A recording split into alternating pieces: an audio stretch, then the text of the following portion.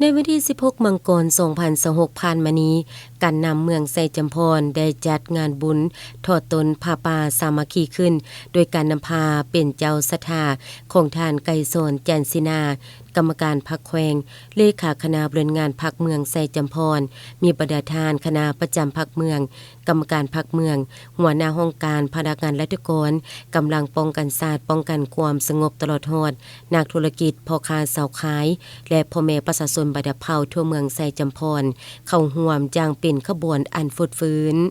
บุญผ้าป่าสามัคคีในครั้งนี้แม่นได้เริ่มแหกแต่เทศบาลบ้านน้ำอ่อนไปทอดตนอยู่วัดบ้านน้ำซักเมืองไซจำพรเพื่อเป็นการสมทบทุนสร้างศาลาโฮงธรรมเป็นที่กราบไหว้สักการบูชาของชาวพุทธทั้งหลาย